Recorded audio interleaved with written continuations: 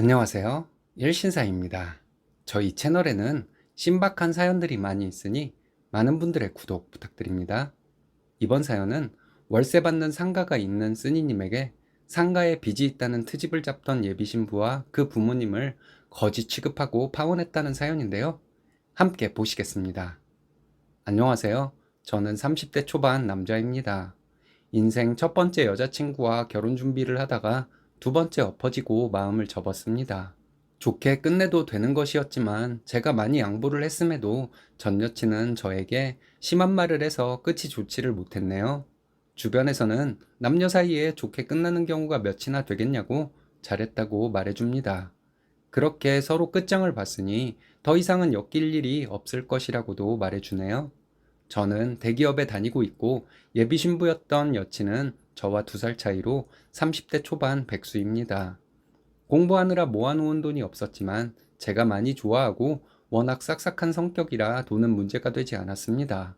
그런데 막상 결혼할 때가 되어 당당하게 요구하는 것들을 보니 내가 사람을 잘못 봤나 하는 생각이 들었습니다.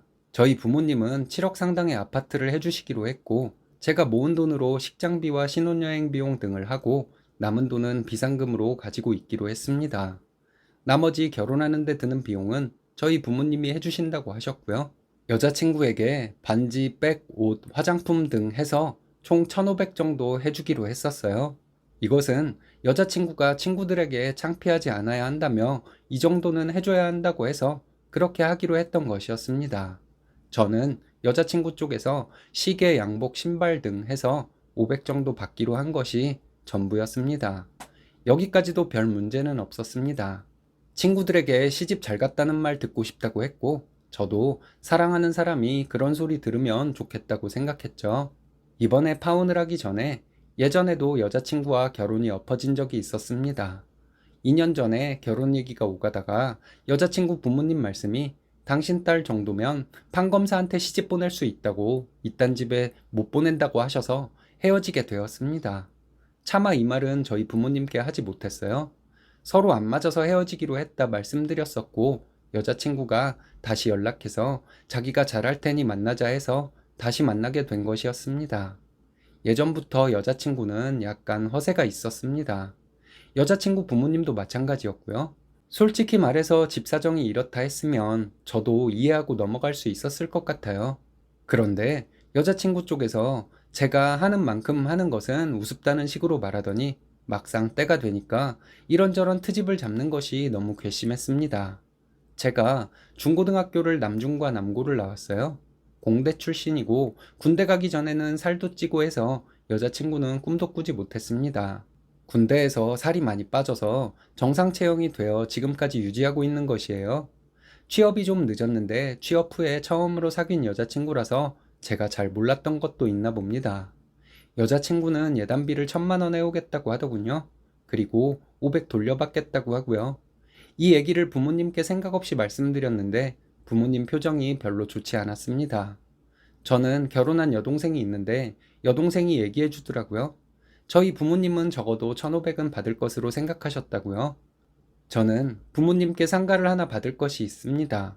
저에게 증여를 해주시겠다 한 상가이고 월세 400 받는 곳입니다. 결혼과 동시에 명의 이전을 해주시겠다 하셨습니다. 대출이 1억 5천 정도 남아있는데 증여세는 저에게 내라 하셨고 앞으로 살면서 대출금도 제가 직접 갚으라고 했습니다. 상가 매매가는 12억 정도 되고요.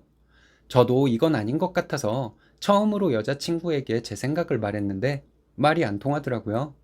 여자친구가 장황하게 설명을 했지만 결론은 자기는 받을 것을 다 받아야 한다는 얘기였습니다. 자기는 이 정도만 해올 것이라는 얘기였고요. 그런데 여자친구 어머니는 제가 빚을 안고 결혼을 하는 것이니까 예단비는 이 정도면 충분하지 않냐고 하시더군요. 만약에 충분하지 않냐는 말씀만 안 했더라도 제가 그리 화가 나지는 않았을 거예요. 그런데 말도 안 되는 논리를 대면서 그리 말씀을 하시니 어른이 맞나 하는 생각이 들더라고요. 그래서 제가 빚을 안 갖고 오겠다고 말씀드렸습니다. 빚을 갚으려면 아무래도 생활비가 줄어들 것이고 여자친구가 나이가 적은 것도 아니라 아이도 얼른 낳아야 할 것이고 아이가 태어나면 생활비가 아무래도 더 많이 들을 테니 빚이 없어야겠다고 했죠. 지금 상가가 어머니 명의로 돼 있는데 그냥 여동생 명의로 해주시라 말하겠다 했습니다. 그리고 부모님이 해주신다는 집도 안 받아야겠다고 했습니다. 저희 부모님이 예단비가 터무니없이 적어 속상해하는 상황에서 집을 받았다가는 우리가 부모님 눈치를 너무 봐야 할 것 같아서 안 받는 것이 나을 것 같다고 했죠. 저희 부모님이 며느리 시집살이를 시킬 분들은 아니지만 부모님께 집을 받으면 저와 여자친구가 아무래도 눈치를 보게 될 테니 장인어른과 장모님이 싫어하실 것 같아서 안 받을 것이라고 했습니다. 여자친구 어머님은 놀란 표정으로 그럼 집을 어떻게 하냐고 물으시더군요. 제가 모은 돈이 4천 정도 있으니까 비슷한 금액을 지원해 주시면 월세로라도 시작하면 된다고 말했습니다. 제가 대기업 다니고 있고 한 10년간은 안정적으로 버틸 수 있으니 걱정 마시라고 했죠. 여자친구 어머님은 그건 아니라고 하시더군요. 제가 나이도 있고 결혼도 하는데 부모에게 받을 것은 다 받는 것이라고 하시길래 빚 갖고 오는 거 싫다면서요 했습니다. 그런 식으로 할 거면 딸을 못 준다 하시더군요.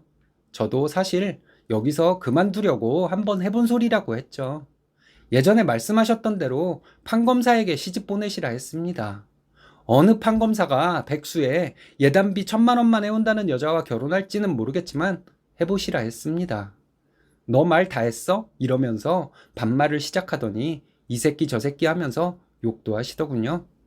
사돈의 돈을 딸을 통해서 뺏으려다 실패하니까 화가 나시냐고 웃으면서 이죽거려 주었습니다.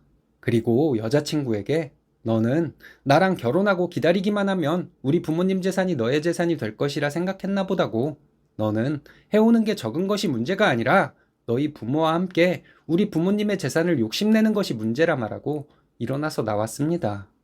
그날 저녁에 여자친구가 만나서 얘기해보자 해서 만났습니다.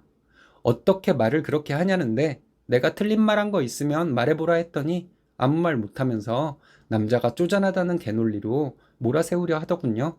너네 부모님은 딸 팔아서 사돈재산 차지하려는 사람들인데 그런 부모 밑에서 자란 네가 오죽하겠냐 했고 더 이상 얘기할 가치도 없으니 이제부터 모르는 사람이 되자고 했습니다. 그리고 일어났는데 제 뒤통수에 쌍욕이 날아오더군요. 뒤돌아서 마지막까지 더러운 모습 보여줘서 미련도 안 남을 것 같다 말하고 돌아왔습니다. 서로 밑바닥까지 보여준 사이인데 며칠 뒤에 여자친구는 전화를 해서 다시 생각해보자고 하더군요. 자기가 양보할 것은 양보하고 자기 부모님도 좀 더 지원해 줄 것이라 했다는데 한참을 웃었네요. 우리 부모님 돈을 뺏으려면 좀 더 투자해야 할 것 같아서 이러냐 했더니 또 쌍욕이 날라왔습니다. 부모님과 여동생은 돈 안 들이고 인생 공부 제대로 한 셈이니 다행이라 하더군요.